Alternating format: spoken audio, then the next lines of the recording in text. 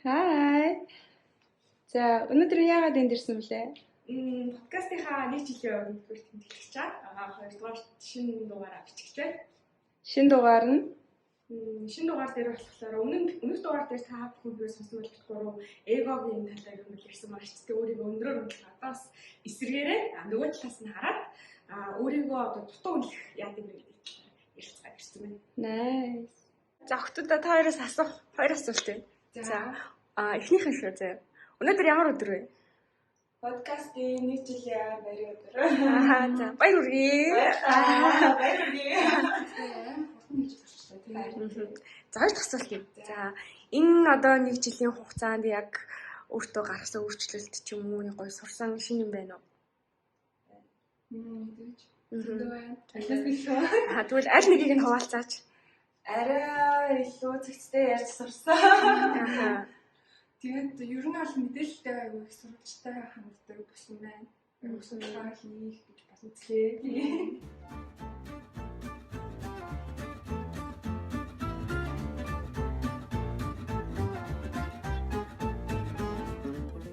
Германы сэтгэл зүйчид өөрийгөө дутуу үнэлэхийг судалж байгаад одоо германаар бол Selbstunterschätzung гэж нэрлэдэг 8 шинж тэмдэг ерөнхийдөө төлхөө байгаа юм байна гэж гаргаж ирсэн байлаа. Тэгээд хамгийн ихнийх нь бол надад амар сонирхолтой санагдсан. Тэгээд зарим тохиолдолд өөр дээр олж харж исэн зүйл байгаа байхгүй. Тэгэд юм асуумаар санагдаад, тодруулмаар санагдаад байгаа мөртлөө ингээ групп донд сууж байхдаа асуултаа тавьдаггүй. Миний асуулт нэг тийм чухал биш үлгүй дээ тэгж бодож байгаа. Тэгснээ өөр хүн яг тэр асуултыг асуугаад магтуулаад юм үнэлүүлэнгүүт гэж харасаар энэ яг миний бодож исэн нууг нь за хэлцдэг байж дээ гэд. Энэ тентгийн нөгөө нэг уулзалт ч юм уу нөгөө сургалт мургалтын дээр за энэ бол их сургуультай надад бол их сургууль тахтай аягүй тохиолдож байсан юм байна. Хичээл мичээл дээр сууж байгаа л багш нөгөө за асуух асуулт байна уу гэж тэгэнгүүтэл нь за асуучгаар одоо хичээл ойлгоогүй гэж бодох бах та. За болио гэж ингээл асуултаа зайлгчтэй штэ. Тэгэнгүүт нөгөө багш өөр нэг хүн асууч штэ тэр асуултын тэгэнгүүт багш ястаа сайн байна. Яг гоё ойлгосон байна. Эндээс нэг тал байж болох юм санагдлаа. Нөгөө багш нар ингээд асуулт асуудаг да хариулах хүн байна уу гэд. Тэгээд тэгэнгүүт дотроо мэдж байгаа мөртлөө за минийх буруу хаа би аягүй л энийг буруу тэжлэн бахамхаа гэл тэнгууд хажуудлаас яг адилхан өнгөлч юм уу гэл тэгээд энэ чинь тэгээд нөгөө сайн багшийн одоо чинь өөр чадвар тэрэн дээр гардаг гэж байгаа хгүй өөрийгөө дутуу үнэлээд байгаа ихтгэл муутай байгаа ч юм уу тийм сурагчтай олоод ялгаж асуун тийм тэгээд айгүй эвтэхнэр асуун ямар нэгэн байдлаар өөрийгөө илэрхийлэх тэр боломжийг олгоно тэгэхгүй дунд нь ингээд нийтэд нь одоо саналаа хэлэх хүн байна уу ч юм уу тэгж асуух юм бол тэр хүмүүс зээч хэлэхгүй. Угаасаа тэрэн дээр бол угаасаа нөгөө өмнөх дугаартаа гарч ирсэн. Магадгүй эготой ч юм уу тэг өөртөө айгуу сайн хангалттай ихтэй хүмүүс л багшаа би гэж гараа өргөн шүү дээ. Тийм тэгэхээр энэ дээр бол өстой багшаа уур чадвар гарахаар юм байгаамаа. Дараагийн шинж тэмдэг гэсэн чинь зорилттой тавихтаа ерөөсөө амбиц байхгүй. Тэр нь юу гэсэн үг вэ гэхээр урсгалаараа л явж гэд боддог. Тэгсээр нэ ингээ бусдын зоригтой алхмуудыг харснаа ингээд айгуугаа амбицтай зүйлсийг харснаа ямар гоё юм бэ? Би ингэх байсан юм болов уу гэд араас нь ер нь их харамсах шинжтэй. Тэгэд ер нь бол нэг юм идэгтэй алдаа гарсан ч гэсэн ингээ зориод хийгээд байгаа хүмүүс өөртөө дэвшээл яваад байдаг. Тэр процессыг зориглож хийдэг гэсэн. Сүүлийн үед бүжигч нэлээд сайн анзаарч байгаа хта. Тэгээ миний харж байгаа жишээнүүд дээр ажил орж байгаа хүнээсээ яг удирдлага тулаад ярилцлага хийхдээ би нэг хэд дээр байж үзсэн байхгүй юу. Ойрын 5 жил 10 жилийн төлөвлөгөө чи юу вэ наа? Одоо юу хийхийг хүсэж байна? Өөрийгөө 5 жилийн дараа ямар хүн байгаасаа гэж бодож байна гэдэг асуулт нэр амар фокуслж ирсэн. Тэгээд тэнгууд яг хэр өөрийгөө үнэлдэг хүн бэ? Төдий чи нэр тэр чадах юм байгаад байна гэдгийг бас харддаг юм болов гэж бодсон. Тэр асуултаар уу? Тэгэл нөгөө хүн чинь яг нөгөө юун дээрээ зорилтын дээрээ өөрийгөө үнэлж гин үү, үнэлэхгүй байна уу, амбицтай байна уу, үгүй байна уу харагдан тий. Яг нөгөө нэг ихэнх тохиолдолд одоо нөгөө хүний үеийн самар шалгуурлалтын ярилцлаган дээр бол яг юм асуулт юу юм бол асуудаг л та. Гэхдээ яг хөө тэгээд дийлийнх нь болохоор юу гэдгийг тий. За 5 жилдээ бол яг гоё эндээ ингээл ажилланаа гэдэг гэж л юу юм хариулдаг байхгүй юу? Дийлэх тохиолдолд шүү заяа. Тэгээ яг одоо юу гэдгийг би эхний жилдээ им сураад яг ингэсэн байна. Хоёр дахь жилдээ би им хийн эдэр гэсэн яг нэг тийм деталь юусэн хүмүүс айгу тийм хилдэг юм аа. Яг энэ дээр болохоор нөгөө нэг илүү надад ингэж санагдаад идэж ш нөгөө дандаа л ярьдаг та нөгөө өөртөө ажиллах гээл өөрөөсөө аягуулсан асуултууд асуудаг байх гээд тэгээд ер нь бол ингээд би яг ямар давуу талтай ямар сул тал байна юу вэ нэтэр гэдгийг аягуулсан тодорхойлж өөртөө хэрвээ ажилтсан хүн байх юм бол тийм хүмүүс бол аягуулсан тодорхойлцсон л бол байдаг л. Тэгэхээр нөгөө бас юу нийгмийн ялгаа гарч ирж байна. Одоо манай Аз боловсралтай орчин төлхөө өөрийгөө илэрхийлдэ гэж хэлдэг нь бага байсан шүү дээ. Миний мэдх юм бол багш дандаа намайг өнөөдөр ямар мэдрэмжтэй байна гэж асуужсныг бол би санахгүй байна. Тэгээд баруунд ингээд сурж явах үед ч юм уу бодохоор бас нэг дугаар дээр хэлжсэн биш үү. Дандаа өнөөдөр ямар мэдрэмжтэй сэтгэлдээ ирсэн бэ гэд асуудаг. Тэгэхээр тэгж мэдрэмжтэй сэтгэлдээ ирснээ илэрхийлж сурцсан хүн чинь айгуу детальны төлөвлөгөө чинь гаргаж хэлжсэн. Тэгэл бүр би ангийнхнаа гайхдаг гэсэн байхгүй. Би бол өнөө маргааш та гэд ерөнхий бодож итэл би одоо ингээд дараагийн сард ингээд энэний хийхийнхаа тулд би ингэж ийм төлөвлөсөн. Тэгээд энэ төлөвлөгөө надад ийм мэдрэмж өгч ийн гэж хүртэл бүр ярьдаг. Тэгэхээр манай бас юуны ялгаа гарч ийн гэж бодсон. Би боловсролын системийн ялгаа гарч ийн да гэж бодсон. Дараагийн нэг шинж тэмдэг хоёр сонирхолтой ах болоо. Надад бол бас айгуу сонирхолтой. Өөрийгөө дутуу хүндэлдэг хүн өөр хүн ингээ өөрт нь хайртай, дуртай гэж хэлэхэд юу сэтгэдэггүй гинэ. Одоо яг би хайрлах хүн биш гэж бодоод байгаа шүү. Тэгснээ ингээ магтуусан ч гэсэн худлаа да гэл дотроо тэгж боддог. Тэгээд хизээ нэгэн цагт энэ хүмүүс намайг ямар өчүүхэн, ямар сул дорой хүн бэ гэдгийг мэдчих юм бол надаас ингээ холдоод явна гэсэн тийм байнгын айдастай. Миний тэр жинхэнэ үр царайг л харж болохгүй. Харсан өдрөө бол намайг хорхино гэж боддог. Энэ дээр болохоор яг бас л түрүүнийхтэй адилхан л биш санагдаж штэ. Одоо юу гэдгийг өөрийнхөө яг угаасаа хүн л юм чинь мэдээж давуу тал байгаа, сул тал байгаа тий. Тэнгүүт ингээд илүү давуу талаа мэддэг ч юм уу, тиймэрхүү байх юм бол нь тэгж харахгүй штэ тий. Тэнгүүт зөвхөн одоо ингээд сул тал дээрээ төвлөрөөд штэ тий. Яг дутуур үлж ийн гэхээр чинь тэгэл за намайг одоо эмгтэг гэдгийг мэдчих юм бол одоо надад дургу болчих واخ та тий. Яна одоо энэ маань бас ингэж л байгаа واخ та гэдэг ч юм ингээд юм болгоныг ингээд сул талтайгаа холбож хараад байдгийг л бас нэг шинж юм л та. Тэгэхээр энэ дээр бол илүү яаж илүү сайжруулж болохоор юм гэхээр яг л би яг ямар давуу талтай хүн бэ гэдг дээрээ нэлээд сайн ажиллах. Тэгээ нөгөө ийм асуудал гарч ирдэг байхгүй. За одоо энийг бараг ажилд орсон одоо сонгон шалгуулалт ярилцлаганд орсон бараг хүн болгон мэдэх байх тийм. Юу гэдгийг өөрийнхөө одоо 3 давуу талыг нэрлээрээ тэргээ шууд ингээ асуудаг шүү дээ. Тэнгүүд би ч гэсэн ингээ ажилд орж исэн процессоо ингээ бодох юм бол ингээ айгу тулгамдж байгаа тэр асуудал. Нэр би чи яг ямар давуу талтай байлээ. Ингээл те шууд ингээ нэрлж чадахгүй ингээл ингээ боддог. Тэнгүүд ингээ өөрийгөө айгу сайн үнэлж чаддаг те. Тим хүн байх юм бол ингээ давуу талаа мэдчих хэрэгтэй гэдэг юм те. Шууд ингээ нэрлдэг. Тэнгүүд тэр тохиолдолд тулгамдтаад хүн ерөөсөө ингээ бодож идэг. Тэгж бодохгүйгээр л хэрвээ тэгж тэр гэдэг ингээ хэлж чаддаг байх юм бол тэр болоод ингээ бас өөрийгөө үнэлж байгаагийн бас нэлээд том шүү дээ. Одоо энэ нь бас өөрөө давуу тал байна гэсэн. Гоё хэлмээр одоо би жишээ шудраг хүн гэлсэн ч гэсэн араас нь нэг шоололчих юм болоо гэж одоо ямар байдлаар шудраг гэд асуухт нь яаны юу гэж хэлнэ гэж бодогчсон бол байгаа юм байна. Хүн болгоо угаасаа харилцаа адилгүй те. Мэдээж одоо юу гэдэг нөгөө сайн муу хоршдог гэдэг шиг угаасаа давуу сул тал болгоо хүн болгонд байгаа. Тэнгүүд талаар тэр яг саяны одоо жишээнээр бол яаж юм гэхээр илүү дүүн сул талтай төвлөрөөд байгаа сте тий. Намайг ингэчих юм бол ингэх бах та гэдэг ингээд би чинь бас ийм сул талтай ч гэсэн эсэргээр ийм давуу талтай шүү дээ. Энэ давуу талаа энэ хүмүүст харуулчих юм бол энэ хүмүүс надад итгэх бах та гэдэг өнцгөө ерөөсө харахгүй зөвхөн ингээд сул тал дээр л фокуслаад байгаа байхгүй юу? Сул тал гэснээс яг тийм ажлын ярилцлаган дээр сул тал асуухаар зарим хүн амар тийм хотлоо поп гоё хариулт өгдөг те. Би хитрхи өнөрхий хитрхи шудраг илүү цагаар ажилдаг эдэрэг ажлын ачаалал таах сайн эдэрэг. Яг угаасаа нөгөө нэг энэ дэр чинь яг нэг юм байд юм билээ шүү дээ. Бүр ингээд гуглддаг заяа. Хүний нөөцийн ярилцлаган дээр хамгийн топ асуугддаг асуултууд гэдэг ингээд гуглдэнгүүт бүр ингээд хариулттайгаа ингээд бэлэн гарч ирдэг. Тэгэнгүүт ийм асуулт асуух юм бол чи ингэж хариулаарай. Ингэж хариулаарай гэх юм. Тэгээд тэрийг ер нь нийтлэгээр аюулсаа уншицээ гэдэг шиг байлээ.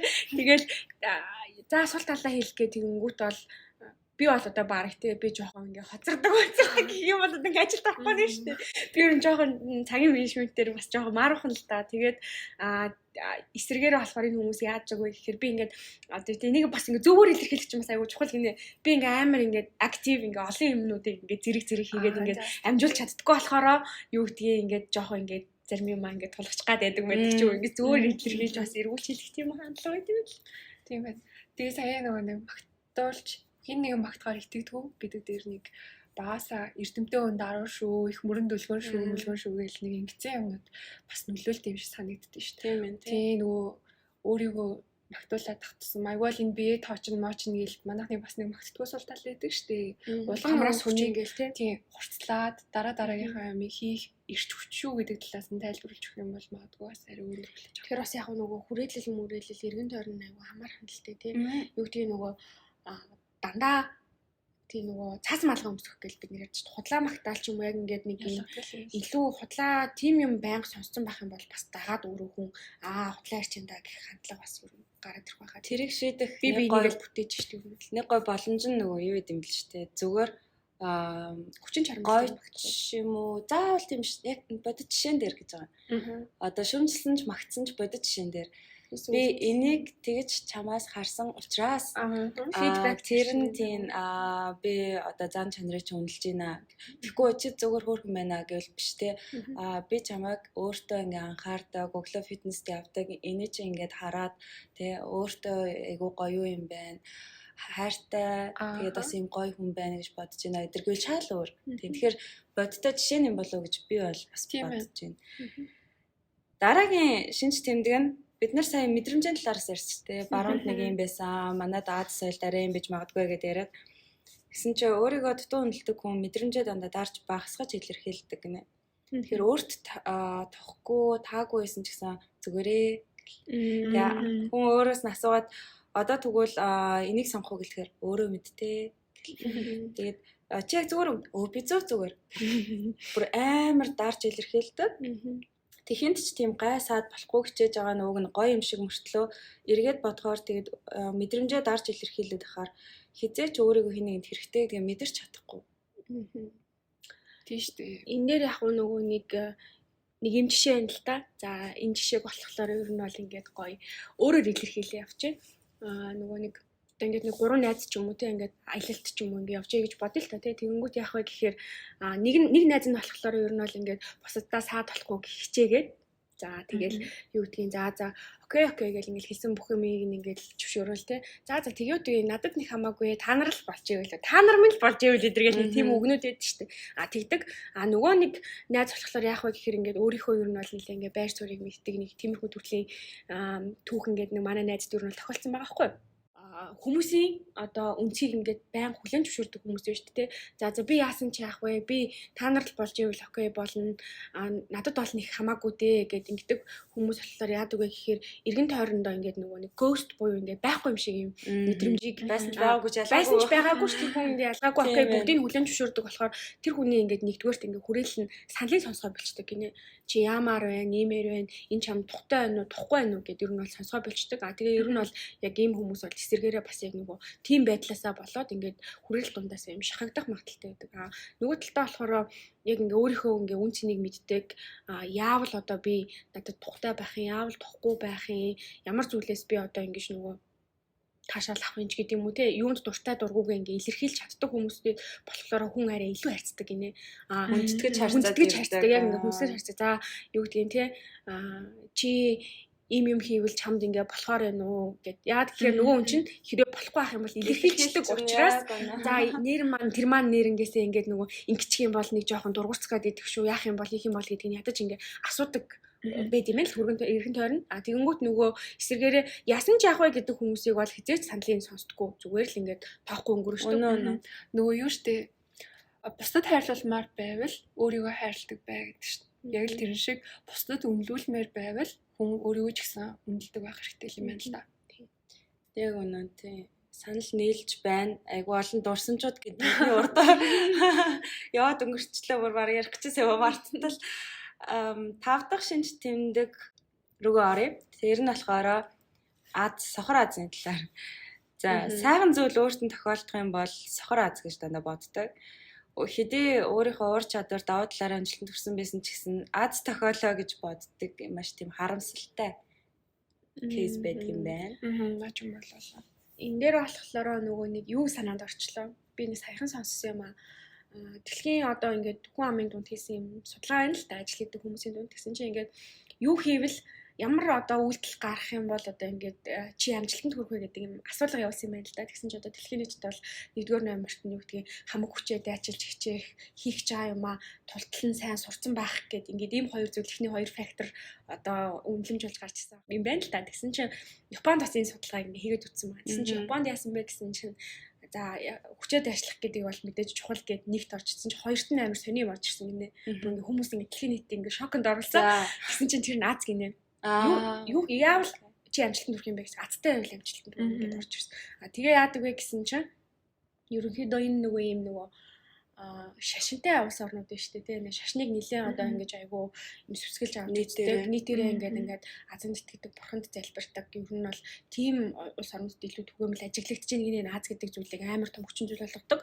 Тэгээ энэ хүмүүс болохоор яадаг вэ гэхээр ингээд хангалттай хэмжээний хүчин чармайлт гаргацсан өөрөө амар хичээгээд амжилтанд хүрсэн мөртлөөсөө тэрийг ингээд үнэлж чаддгүй. За надад тохиолдсон юм байна ингээд боддог. Тэгээд тэрнээсээ болоод одоо нөгөө өөрийнхөө гаргасан чармаалтыг үнэлэхгүй байгаагасаа болоод азанд итгэсээсээ болоод дахиад нөгөө өөрийгөө дутуугаар үнэлэх гэдэг юм руу ингээд буцаад ингээд яваад орчдөг. Энэ дээр нэг жишээ Яшин шалгалт өгдөг хүмүүс. Тэгээд ихтэй 800 оноо за билий нэг 700 оноо авснаа. Яа би азтай байлаа дандаа мэддэг асуулт ирлээ гэдэг ч аахгүй. Харьцуулт ивэл тэгээд ихтэл яг нөгөө нэг бууцаараа яг адилхан авц өгт бас адтай байна гэж хэлж болно шүү дээ. Тэгээд тэгэхээр яг яс юм нэрээ надад мэддэг юмнууд ирчлээ гэж байгаа хүмүүс тэрийг сурсан болохоор хичээж хийсэн болохоор тэрийг авч байгаа гэдгийг ерөөсөй ойлгохгүй.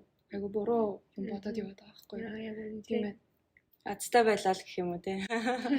Тэгээд нөгөө хилээд гарч авахынхаа өмнө тэгэн штэ. За бурхан минь мэддэг юм орж ирээсэ. Аз таараасаа. ном уншуулж байгаа. Өсмөсөө яагаад гэдэг ч лээ те нэг холбож. Яг үндэ яг зүгээр нөгөө юм шашныг үгүйсэх гээд байгаа юм биш үү. Гэхдээ зүгээр нөгөө нь юу гэдгийг те магадгүй ингээд бурханд очиод залбирч явах хугацааныхаа оронд ингээд баг хичээл уншаа сууж юм л одоо илүү үстэй. Тэгэл нөгөө өөрийнхөө хүчин чармайлт илүү. Тийм гол нь тэр нөгөө нэг чадж байгаа юм аа 700 оноо хангалттай мэддэг асуултууд нэрсэн ч яриаггүй ч бай. Тэгээд хийцэн бэжж ёо би адтай байлаа. Өөртөө дандаа мэддэг асуултууд ирлээ гэдэг чинь. Өөрийгөө дутуу уншиж байна тийм. Дутуу уншиж байна. Өмнөх дугаар дээр бид нар эго өндөртэй хүмүүсийн талаас ярьжсэн. Тэгээд тэрэн дээр нийтлэг шин чанар нь би гэж их ихтэй өгүүлбэр нь эхэлдэг. Одоо тэгсэн чинь айгуу сонирн болоод ирж байгаа байхгүй юу? Энэ тохиолдолд өөрийгөө дутуу уншдаг хүмүүс би гэж ер нь бол ярьж чадахгүй. Тэр цэсмээ үзэл бодлоо илэрхийлж байгаа бол би гэж эхэлж чаддаггүй. Тэгээд хин нэгin хэлсэн юм шигээр заавал өөрийнхөө үзэл бодлыг ч гэсэн хэлдэг. Тэр нь одоо захирал тэгжээлээ. Бид нар тэгж бодож байна. Тэд нарт тэгсэн тэр ажилтаа ингэсэн учраас хэдүүлээ ингэх үү, хийх үү, явах уу, зугаалгаар явах уу гэд баг тэрийг өөртөл ингээд өөрөө хэлж чадахгүй. Өөрөөсөө холдуулж ярьдаг гэнэ. Сонирм байна уу? Намайг ингэх юм бол хүмүүс тоохгүй бах та. Намайг ингэх юм бол хүмүүс итгэхгүй бах та гэдэг ч юм уу. Яг нөгөө тэр нөгөө дутуу өнгөлөд байгаагийн л хамгийн гол шалтгаан байна шүү дээ. Тэгэл нөгөө эргээл яг л нөгөө би ямар хуу байр суурьтай хамт олон дундаа би ямар байр суурьтай ч юм уу те тэрийг ингээ мэдхгүй. За намайг нэг хүмүүс тоодгүй л ах тоо. Намайг ингэж хэлэх юм бол зөвшөөрөхгүй бараг захирал ингэж ингээвэл хүмүүс ингэж бас л нөгөө дутуу өнгөлж байгаа юм л те хамгийн том шалтгаан байна шүү дээ. Энэ дээр даадууд юу бодогдчих. Яг тийм хүмүүс нүдэнд харагдаж байна. Нүдэнд харагдаж байна. Амин жишээнүүд. Тэгээ хажуунаас нь дэмжиж өгөх юмсан гэж хамгийн түрүүнд бодогдож байгаа. Жогон сул байна. Өөрөө улаан цайг одоо за үнэхээр захирал хэлсэн юм бол бас яг хөө те эсвэл өөр хүний санаас бол тэгэхээр өөрийнхөө санааг тэгж илэрхийлэх дээр тулж байгаа гэдэг чинь бас айгу хэцүү санагдаж байгаа байхгүй. Тэгээ энэ дээр бас нэг юм бодогдож байна. Зүгээр нөгөө нэг хамт ажилладаг хүндээ би гэж ярьчихгүй байдаг штэ. Олон хүний группт биш. Тэгээд тэгжиж магадгүй чи өөрөө өгөөш болоод чиний тэр гой санааг нэг хүн би ингэсэн гэж ярихыг үгүйсэхгүй ш. Тийм бол зөндөл болдог штэ. Тэгэхээр өөрийнхөө тэр гой үнцэнтэй санааг юу ч үгүй амар том компанид амжилт авчрах, өөртөө амжилт авчрах санаа байж болно штэ. Тэрийг гой хамгаалдаг байх. Өөрөө илэрхийлж байгаагаа бас хэлж тэ энэ бол миний санаагаа байна. Та нар юу гэж бодож байна гэд бас эсэргүүцэлтэй тулахаас санаа зовхгүй айхгүй хэмжээнд ярихын тулд одоо нөгөө нэг өөрийн үнэлэмж чухал болол ирж ин гэж ойлгож байна. Нөгөө талаас бас дараагийн шинж чанартай ер нь бол нийцэх юм шиг санагдлаа. Хариуцлагатай ажил хүлээж авахаас ер нь нэмэдэг гинэ. сайн дураар энэ ажлыг авах юм байна уу гэж одоо нийтэд нь асуух юм бол тэр үед одоо өөрийгөө дутуу унтдаг хүн хизээч би гэж хэлэхгүй. Яагаад гэхээр бусд нь дандаа надаас илүү хийчих байхаа. Тэгээ би өөрийгөө хийчих мэжиг гэж хэлээд яахын асуудал болчихно. Гэт энэ процесс донд юу алдагдчих гэж чадахгүй ч гэсэн би чи гэж авчаал оролдоол алдаал тэгээ сайжраал байгаа хөгжөөл байгаа хүмүүс байгаад байна гэдгийг мартчихж байгаа байхгүй энэ процесс донд. Ч юм бас их сони юм байна. Харамсалтай. Айгүй их боломжийг өөрийгөө үнэлэхгүй байснаар хүмүүс алдчихээн тий. Тэгтэлтэй зөвхөн өөрийн боломж ш одоо байгууллагын тэр боломжийг хүртэлтэй тэр үнийг ингээ ажилуулж байгаа тэр гой санаагаа илэрхийлэхгүй гэдэг чинь баг нөгөө талаас эгоистик гэж байгаа байхгүй эготой болгож харуулж жишээ авсан байлаа тэр мэстэл зүүчэд яагаад гэвэл зөвхөн тэр санааг за би өөрөө илэрхийлмээргүй байгаа учраас гэдэг өөрийгөө бодсон юм шиг болчихж байгааз тэгтэл өөрийн үнэлэмжийн дотор байгаад илэрхийлээгүй гэхдээ нөгөө талаас эгоистик зан гаргацсан. Нөгөө нэг юу вэ штэ нөгөө шүүмжлэлээс аягүй хайдаг болчихдог гэж бусад хүмүүс одоо намайг ингэ бодчих болоо тэгээ бодчих болоо за энэнд баг ингэж одоо өөрийгөө бодуулж яснаас чимээгүй байсан одоо дээр юм байна ч юм уу тий яг энэ тохиолдолд юун дээр ч гэсэн ер нь ажил дээр ч гэсэн аягүй ажиглагддаг байхгүй одоо ингээл бусад хүн ингээ үнэлэхтэй за энэ хүн бол энэ төрлийн ажлыг хийхэд хангалттай чадхаар юм байна гэж одоо хүлээж авал те. За чиний тэгээд үцгүү гингүүт. За би ч олон хүний өмнө гарч юм ярьж чаддгүй шүү дээ. Олон хүний өмнө юм гарч ярахаараа би ингээ сандраад ингээ амар ингээ баг ингээ салгалаад идэг гэдэр гэж байгаа байхгүй. Тэр сандарч салгадлах бол мэдээж байх тохиолдол хэд хэдэн удаа оролдож үзээд угаасаа арилждаг. Хамгийн гол нөгөө бусад хүний харцан нөгөө хүний талаар үнэлсэн үнэлэмж юу вэ гэхээр энэ хүн ингээд яриагаа бусад хүмүүст хүргэж чадах юм байна. Айгуу гоё сэтгэцтэй ярьд юм байна ч юм уу. Одоо тэр нөгөө сайн чанаруудыг ингээ хараад үнэлээд чи хийгээд үцхүүгээ тэгэнгүүт нөгөө шал ингээд харагдах байдал төр ч юм уу те ингээд шүүмжлэл авах ингээд нөгөө тим юм дээр ингээд хамгийн их нөгөө фокусыг өгөөд тэндээсээ айгаад нөгөө яг ингээ байгаа ур чадвар юм үнэлж чадахгүй ингээд дандаа бууж өгöd аваас тэ тэгэнгүүт эсэргээр нь яг чадахгүйсэн ч гэсэн нөгөө чадахгүйсэн ч гэсэн ингээд чадах юм шиг оролдоод үтсэн хүн эхлээд чадахгүй яж одоо олон дахин хийж үзээд ингээд өөрөөс нь илүү болоод байгаа байхгүй тий. Тэг бас би яг нөгөө нэг их сургуулийн жишээн дээр нэг хүүхэд дээр ямар бодчихсон. Өөрөө ер нь дараахан талдаа аюу дуумуутай маа нэг найз байсан байхгүй юу. Тэгээд тэгтэл та ингээд хажуунаас нь найзууд нь ингээд чи чаднаа чи юм штэ гэл ингээд зоригжуул читал нөгөө нэг юугаа ингээд гарахт нь багш нь бүр ингээд траума болтол нь ингээд доош нь дараа хийцэн. Тэгэл тэрнээс хойш нөгөө хүүхэд чинь байнгын ядтай намайг тэгэлжүүл яах юм бэ гү та нар өөрсдөө гээл тэгдэг болчихсон. Тэгээд тэгэхээр яг хүрээлэл одоо яг тийм өөртөө ихтэй байх боломжтой зүйлсийг нь юу унгаагаад идэм бэ гэдэг бас юм тий. Шалтгаанууд траума бас байна тий. Энэ дээр нэрээ ер нь яагаад би одоо сүүлийн шинж тэмдэг хэлэхээс өмнө ер нь яагаад хүн өөрийгөө юм багаар үнэлдэг болоо дутуу үнэлдэг болчтой юм болоо ямар хуу тийм жишээ олж сонсов шүү. Миний өрсөн дээр болохоор яг нөгөө анхдагч хүчин зүйлүүд нь юу вэ гэдгсэн хамгийн түрүүнд ойлгомжтой гэр бүл гэдэг асуудал гарч ирж байсан. 1-5 нас хүртэл хүн бол яг нөгөө нэг анхны бүх мэдрэмжүүдээ анхны бүх юмнуудаа суулгаад эхэлж байхад гэр бүлийн орчин эцэг аюул их нөлөөлж идэг гин л дээ.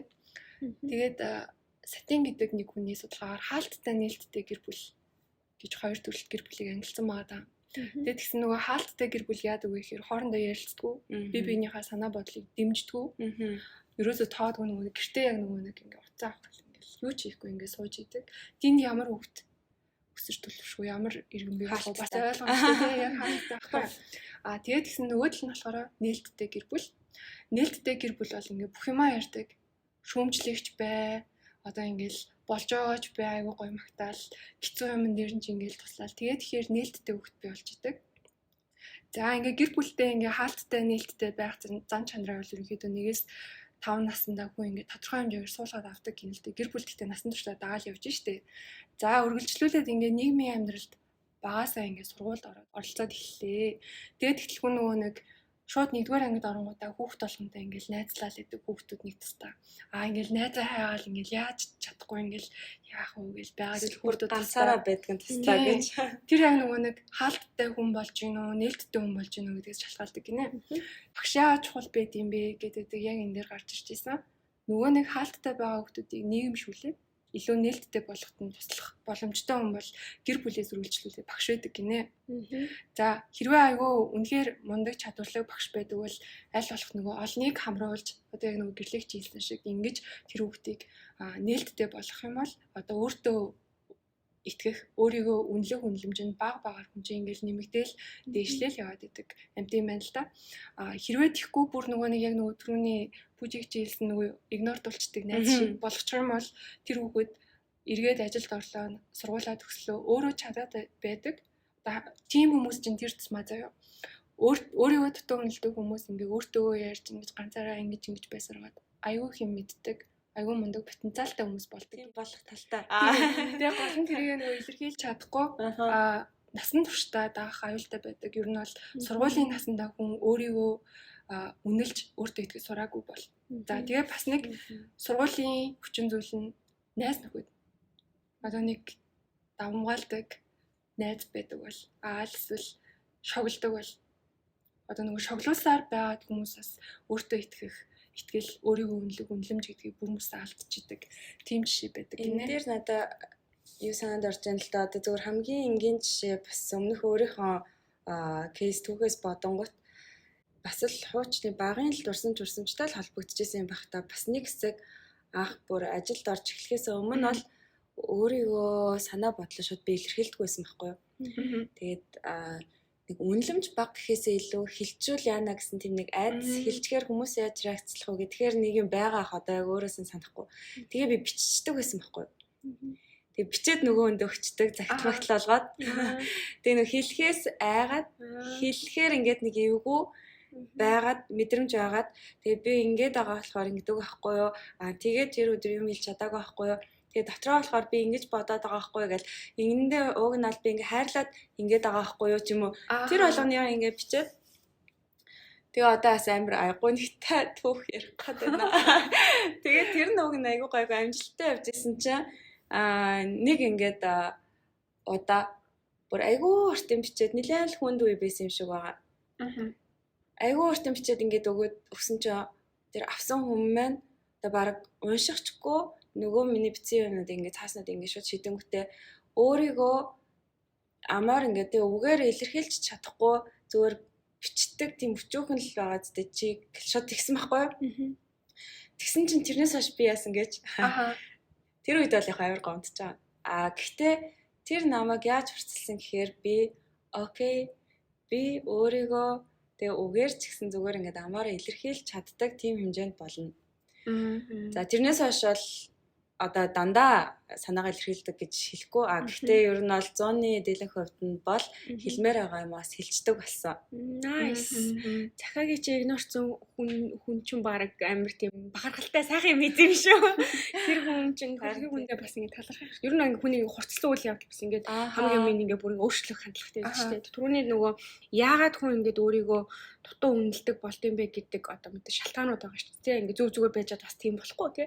За одоо ингэ 5 наснаас сургуульд орохоос гэд ярьж штэ. Тэнгүүт одоо гэр бүл найз нөхдөд чинь дандаа орчинд орж байгаа хгүй тий. Эргэн тойрон хүрээллийнх нь хүн одоо тэр хүнийг юу гэж харж яаж одоо үнэлдэг байсан юм бэ тий. Одоо юу гэдгийг дандаа ингэ шөмжлүүлсээр хагаад сурцсан байх юм бол тэр хүн ч одоо өстө жинхнээсээ за би өстө юу ч хийсэн зүгээр амтан бүтлгүй өдөр гэж өөрийгөө хардаг болох шүү дээ. Тэнгүүт одоо нөгөө гэр бүлийн хүмүүжил дээр айгуу гардаг нэг юм жишээ биш нөгөө хүн болгон мэдээж өөр хүн болгон заавал нэг юмар хүн болгон одоо юу гэдэг тийм математикт онд сурах физикт онд сурах албагүй шүү дээ. Ер нь бол хүн болгон өөр чадвараар ингэж илэрч гарч ирж бол тэнгүүт нөгөө тэдний хүүхэд тэгж яхад чи инглээ гэдэг ингээд аав ээжүүдийн гаргаж ирдэг амар буруу. Тийм тэгэл тэгэнгүүт бүр ингээл амар юм гонхтой юм шиг мэдрэмж аваад тэг хүүхдээсэн болохоор одоо юм ийм амар сүртэй мэдгүй шүү дээ тий юу хагаал ингээл амар өөрийгөө заач би ч өстэй нэр ингээс ястай тэнийг амтын юм да гэлээ шууд ингээл өөртөө ингээд нөгөө яаж штэ нөгөө пэз өгөөд эхэлдэг тий би болоод ингээл азгүй амтан юмтан тэгэхээр ер нь бол энэ дээр бас хамгийн түрүүний нийтлэг хүчин зүйл бол угаасаа гэр бүлийн хүүхдэд хэрхэн хандж байгаа найз нөхдийн ч гэсэндээ найзууд ч гэсэндээ хүүхдэд хандахдаа дандаа шүүмжилж гэнэ үү ямар үг хэлж гэнэ гэдэг чинь өөрийгөө дутуу үнэлэх хэмжээ хамгийн том шалтгаан болж байна. Дараагийн нийтлэг тэгээд ер нь бол хамгийн хүчтэй шалтгаан болохоор өөрийгөө дандаа ингээд бусдтай харьцуулж харах. Дандаа одоо яг энэний сурч юунаас гарч иж юм гэхээр саяны тэдний хүүхэд тэгж яхад чи инглигээд ингээ хүнийг харьцуулж байгаа харьцуултаас ингээ гараад ирсэн юм л за. Тэнгүүт энэ дээр хамгийн түгээмэл өөрийгөө харьцуулдаг юм нь одоо гадаад үзэмж тий. Тэр одоо тийм амар хөөрхөн ингээл гой туранхай өндөр байхад би юм байна гэдэг ингээ арай нэг хүн болгон мэдээж харилцаа адилгүй өөр хүн болгонд одоо хэлсэн чинь давуу тал сул тал гэж байгаа тий. Би өнгөрсөн сар нөгөө Jordan Peterson-ийн нөгөө амьдралын 12 дүрм гэдэг номыг уншсан байхгүй. Одоо ер нь стил уншчихлаа аваа л да. Тэгээ тэрэн дээр болохоор яг гэхээр хүн ер нь ингээд яавал цохилтой юм бэ гэдэг ч юм уу те. Яавал ингээд нэг арай гайгүй хүн байх юм бэ гэдэг нэг юм зүйлийг ингээд 12 дүрм болгоод тэгээ тэр айгу гой ном байлээ. Ингээд зүгээр л ингээд бичихгүй ингээд ер нь бол амтын судлалыг тэндээс сурж जैन, психологийг сурж जैन тий. Тэгээ ер нь бол ингээд боловсролын систем бас яаж нөлөөлдөг ингээд айгүй олон талаас ингээд хараа бичсэн. Тэгээ тэрнээр болохоор за 4 билүү 5 дугаар бүлэг дээр нь өөрийгөө өнөөдрийн хин нэгэнтэй биш өчигдрийн өөртөөгөө харьцуул гэдэг нэг юм бүлэг байгаа байхгүй. За тэрэн дээр болохоор яадаг вэ гэхээр хүмүүс ихэнхдээ ингэдэг гинэ өөрийгөө бусдтай харьцуулахдаа ингээ ганцхан хүчин зүйлээр харьцуулдаг гинэ. Тэгээд ингээд хамт ажилд ингээд ажлын гараагаа хамт эхэлсэн ингээд ажлын хамтрагчийн ингээд танаас төрүүлээд ингээд карьер нь өсөөд ингээ явсаар аваад ингээд захирал толгой санхүүгийн эрхчлөнд хүрчлээ гингүүт тэр хүний дэргээд ингээ өөрийгөө дутуугаар үнэлээд за би ч тест нэрээсээ бүтггүй амт юм да тий би ч юу ч чадахгүй юм да гэдэргээд ингээд боддог. Яг тэр хүний одоо юм мөнгө санхүү карьертэй ингээ өөрийгөө ингээ харьцуулж үнэлж байгаа байхгүй. Тэгсэн чинь болохоор номын зохиолч юугээ бичсэн бэ гэхээр тэр чинь болохоор ингээ ганцхан хүчин зүйлээр чи ингээ өөрийгөө харьцуулаад байна тий.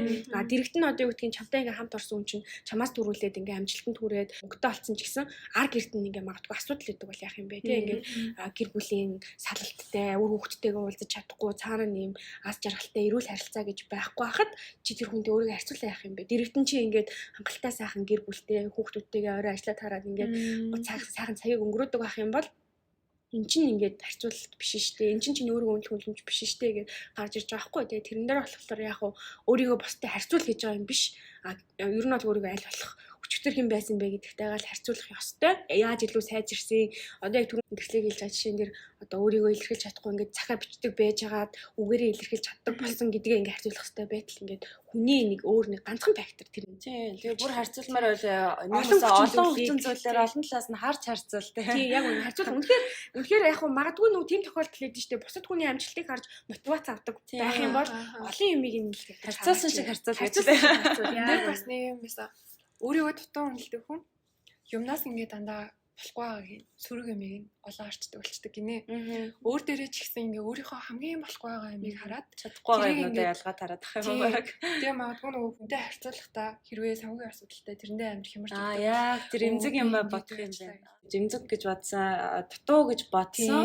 Тэр үнэлэмжээрээ л ерөнхийдөө харьцуулт их юм бүр токсик хортой болох юм байна. Яг үнэ. Тэгээ дээрэс нь бас нөгөө нэг дандаа ингээд юмыг perfect level хийдэг. Бүх юмыг ингээд төгс хэлбэрлүүл аваачих гад байдаг. Тэгээд төгс бичлэл би хинч биш гэдэг ингээд тутмаар өөрөг үнэлээд нь штэ. Тэгэнгүүт энэ дээр нөгөө түрүүний ярьсан хэлний жишээнүүд гарч ирж байгаа байхгүй. Одоо ингээд юу гэдгийг гадаад хэлээр магадгүй ярих гэх тэгэнгүүт үүдээ хангалттай сайн дүрмээ мэддэг ямар ч хүнтэй уулзсан очиод ингээд ойлголцоод ярилцчих хэмжээний ингээд хэлний мэдлэгтэй мөртлөөсөн заавал ингээд төгс юм тий нөө бритиш акцент биш бол ингээд өөрсдөө санаа зовоо тий яг миний дуудлага жоох эвгүй байгаа болов гэдэг айгаа ярьдаггүй дэрэгт нь болохоор яах вэ гэхээр зүгээр нөгөө нэг амар дүрмгүй ч гэсэндээ мангар өөртөө ихтэй тэр дуудлага муудлага ямар ч хамаагүй яриад аль үжээ тэр хүнтэй ойлголцоод баг ингээд найз болоод ингээд явцсан тохиолдол гэж тий тэгэхээр ерөөсөө ингээд төгс юмтай л ингээд дандаа ингээд харьцуулах гэдэг. Тэгэхгүйгээр ингээд ер нь бол ингээд жижигнэр ер нь юм болгон чи юм биш байдаг шүү гэдэг ингээд хүлэн зөвшөөрөөд тэгж явахсан. Төгс рүү хүрнэ гэдэг бол өөрөө баг боломжгүйгээ хүлэн зөвшөөрсөн зүгээр юм шиг байна. Бидний харж байгаа төгс гэсэн дүр зураг болгон ер нь бол ингээд стресс нэмэх гэдэг. Гэхдээ тэр стрессийг эцсийн дүнд өөрөө л нэмж шít. Харьцуулахаа болж хэрэгтэй. Тэр төгсийг төгс гэж үзэхгүй. Одоо өнөөдөр ингээд подкаст бичиж байгаа өдөржин бас айгу онцлог айгу гоё тийм энергит өдрөлээ. Тэрэн дээр тэгээд одоо айгу гоё зөвлөмж гарсан байсан. Өөрийнхөө стандартаар л яв. Тэгээд бусдын тогтоосон төгс гэсэн стандарт биш. Өөрийн чинь төгс юу вэ? Өөрийн төгс нь бол өөрөө ингээд сэтгэл амар байх, тайван байх, тэ бодоггүй гарлаа хамаагүй гэдэг ч юм уу тэ. Тэр өөрийнхөө тэр стандартаар амьдрахгүй бол ер нь бол ингээд асуудлууд дандаараасаа гарч ирдэг, сэтгэл готролд ордог тий. Тэгэд энэ энергит өдөр урайлахад өөрийнхөө стандартыг дагаж амьдрья. Өөрийнхөө тэр үнэлэмжийг ягаад өөр хүний өөртөө тавьсан үнэлэмжээр өөрийгөө хэмжээд байгаа юм бэ тий. Тэгээд 8 шинж чанар, шинж тэмдэг ерөнхийдөө илэрдэг гэсэн дээр одоо сүүлийнх маань бас гоё тохирхон л дээ. Өөрийгөө дутуу үнэлдэг хүмүүс фидбек буюу тийм үнэлэлт өгч чаддаггүй. Дотроо дандаа бодоод үгээ залгиад өнгөрчдөг гэж аахгүй. Угаасаа мэдж байгаа байлгүй би хэлэх юм бол тий шаардлагагүй. Миний бодлоор энэ хорвоо ертөнц энэ хамт олон ч юм уу дутуул гэж дандаа өөрийгөө зогсоодог, хоошин татдаг.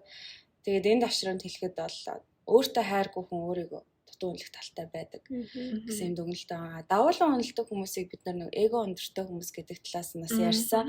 Тэд нар бол бас онцгүй. Нийгэмд бол бас тийм ч таатай биш. Гэтээ дутуу үнэлдэг хүмүүс нь болохоор хайран гэж байгаа байхгүй юу? Үнэхээр яг түрүүний хэлсэн ghost гэдэг шиг те байсан байгаагүй амьдрсан амьдраагүй мэддэхгүй. Хизээч тэгж онцолж ярих юм байхгүй. Онцолсон бодол модлон ч сонсогдохгүй гэсэн үг шүү дээ.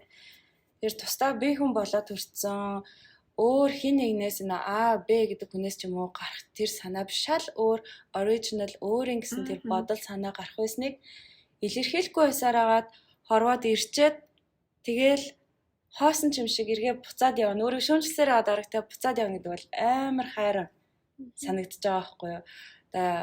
Энэ ярианы төгсгөл авд тодтгож хэлмээр санагдаад байгаа. Тэгээд нөгөө нэг юм ер нь бол үг байсан. Юу вэ гэхээр ихэнх хүмүүс өөрийгөө дутуу үнэлдэг гэдэг ч аахгүй. Ер нь бол мэдээж эготой хүмүүс байдаг. Гэхдээ тийм ч биш. Харин эсэргээрээ өөрийгөө дутуу үнэлдэг хүмүүс ер нь хорвоо дэлхийгээр дүүрэн байдаг гэдгийгсэн байсан. Тэгээд тэрэн дээр болохоор та нар бас хайгаад үзэрээ нөгөө Давын нэг бичлэг байдаг байхгүй. Тэгээд тэр болохоор яадаг вэ гэхээр ингээд портрет зурдаг хүнээр ингээд өөрийг нь хилүүлдэг байхгүй. Хошоо харж сууж байгаа. За чи одоо өөрийгөө тодорхойлоорой гэх тээ. За би нэг ийм нүдтэй ингээд тэр нөгөө ам зургаар нь ам зураг зурх нь шүү дээ. Тэгээ зурн заяа. Тэгэнгүүтээ дараа нь нэг хүн одоо нөгөө зураг зурвалж байгаа хүнийг өөр нэг хүн харан заяа. Одоо би ингээ хэсэг хугацаанд одоо магадгүй ингээд гэрлээ өөрийгөө хилээд нэг хүн зурвалсан би ингээ гэрлээ ингээд хэдэн минут ажиглана. Ингээ ажиглчаад би ингээд очиод нөгөө зураачд ам зургийг чинь дахиад ингээ хэлж байгаа байхгүй.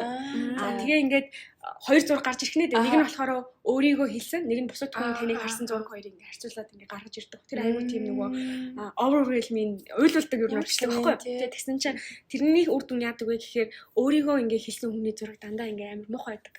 Бусад хүний харсан зураг амар үзэгдэнтэй байдаг. Хүн чинь нөгөө нэг бусдад харагдаж байгаа өөрийгөө харж байгаагаас 80% илүү үзэсгэлэнтэй байдаг гэж бас нэг сэтгүүл дээр бичсэн байсан. Тэр юм байна л да. Тэгээ тэрэн дээр болохоор яадаг вэ гэхээр хүн болохоор одоо ингээ өөрийнхөө илүү ингээд муухай юм дээр акцентлаа дандаа зураг гацаа байхгүй. Дутуу байгаа юмнууд. Дутуу байгаа юмнууд. Одоо жишээ нь нийтлэг юмнууд нь болохоор би ингээ амар онгор жижиг нүдтэй. Тэ би ингээ амар том монхор хамартай өдр гэж ингээд илэрхийлээд ингээ зураг зургуулангууд амар том хамар мамартай ингээ тэр хүний зурсан байгаа байхгүй. Тэгсэн чинь өөр хүн харахтаа яг хамранд нь их ач холбогдлохгүйгээр тэр амар гоё нүдтэй байсан. Ястай гоё инээдэг байсан гэдэргээ хэлэнгүүт нөгөө зураг нь тийм үнэхээр ийм одоо тий төгс рүү ер нь бол төгөхөөр тий айгүй гоё хүн ингээ таныг гоёор хараад байхад чи ингээ өөрийгөө яагаад ингээ гоёор харж чадахгүй байгаа юм бэ гэдгийг ер нь бол илэрхийлдэг айгүй тийм гоё видео байдаг. Чи бүр үзмэр санагдсан. Үзээ.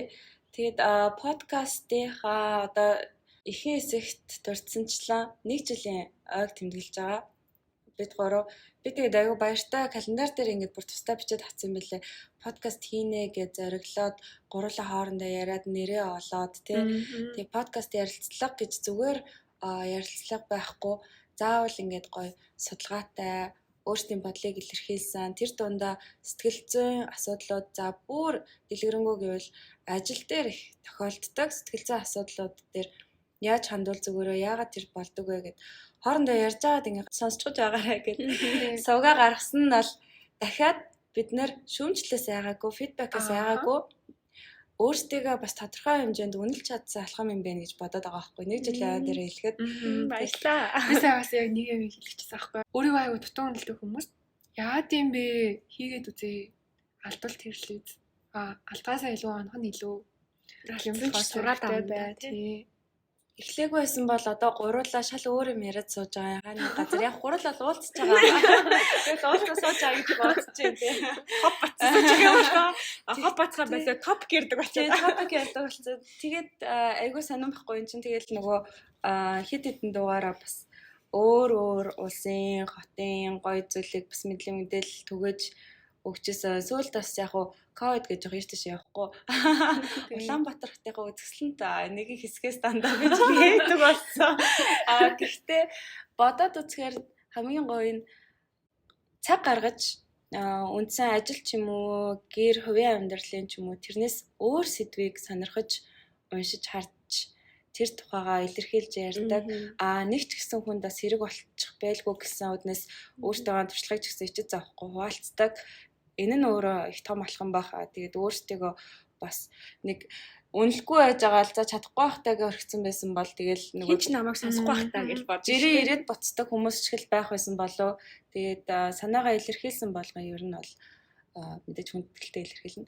Тэгээд илэрхийлсэн болгон ер нь даваа тал байдаг шүү. Буруу байдгүй шүү тий. За бодож байна. тэгээд би бас нэг гоё юм нэмэлээ. Би нөгөө саяхан нөгөө нэг юм өөртөө ажилтдаг дэвтэр бүгэлж үзсэн. Манай ажиллагаа надад Мартин Давнаар бэлэглээд. Тэгээд тэрэн дээр болохоор 2021 онд хийсэн хамгийн одоо тий кул 3 алхамж юу байсан бэ гэдэг асуулт байсан. Би тэгээ нэгэн дээр нь подкаст хийчихсэн байсан маа шүү. Би бас тэр дэвтэр дээр тэгээд Хай фай үзээч. за тийм өөр авсан та. Гэтэ өөрсөн юм би битсэн. Яг дугнэлт дээр нь хамгийн зоригтой, хамгийн одоо зөв хийсэн алхмууд чинь нэг гингүүд би бид нар подкаст хийсэн. Үнэхээр сэтгэл хангалуун байгаа. Nice. Тэгээд яг энэ дээр нөгөө нэг хийж үзэхгүй байснаас хийгээд үзсэн хүмүүс ямар нэг юм сурч ядгаа гэдгийгсэн чинь магадгүй гуруулаа одоо хийж үзэхгүйсэн бол энэ болгоны талаар судлаад уншаад нэр эн чинь бас ингэдэм биш үү гэдэг юм одоо бодол ч юм уу те бас нэг юм өөр ингэсэн үзэл бодол юмыг суулгахгүйсэн болов уу тэгэхээр мэдээж бас хийгээд оролдоод үзсэн бас нэрнгээсээ илүү те явсан нохоо ясцсан гэхчээр тэгээд 10 дахь дугаар маань гарлаа. Тэгээд энд хүрээд бас өндөрлөж байна. Дараагийн дугаараа хаанаас хийдэм блэ бас тэрийг нэг бодъё да одоо тий Улаанбаатарын үзэсгэлэнт нэгэн хэсгээс илүү тэрэлж авъя. Нөгөө тэрэлж авдаг хүмүүс биш нөгөө ерөөсөө тийм клишэ биш. Тэрэлжэд очиод бичлэгтэй тийм влог маягийн бас дугаар хийгээд амлаж болохоор саяны зүгээр жоох үлээ шүү. тэгээд хоёроо би зүгээр нэг юм хэлээ зөө. Нэг юм ажиглалаа зөө. Зүгээр энэ зүгээр ажиглалчихөө зөө. Гурлаа болохоор ингээд ярьслага эхлээд ингээд юм айгу албан эхэлдэг зөө. За ийм судалгаанаас ийм хүмүүс гарлаа гэсэн байна. Би тэрнээс ингэж уншлаа. Тэгээ амар сонир дуусгаад ирэнгүүт нэг амар баяртай байгаа ч юм ингээд дуун чангараал инээж минэ гэх. За хэвээ бүгдээрээ инээж шүү гэж. Ахнаас яага баяртай гэж. Айгу нэг анхаас болохоор тодорхой хэмжээний айд сайгаад их шүү. Тэгээд дуус чиглэл рүү ороход бас айгу баярлаа. За ер нь ярих гэсэн юм ярьчлаа шүү. Одоо тэгээд нэг дугаар гарчлаа шүү гэж бодохоор ингээд баярлаа. Нэг алхмын цаан гарлаа. Нэг step one step further дандаа нэг алхмын цаана бол гарч чадчихээн гэж бодож байна. Одоо тэгээд амлсноо нөө түрүүний амлалт болох юм уу? Дараагийн дугаар гэсэн тэрэн дээр тойроос нь окей сонсч дугаараа дуусгах гэдэг байна. Ямар санаатай юм. За За тэгье. За баяртай. За баяртай. Баяртай.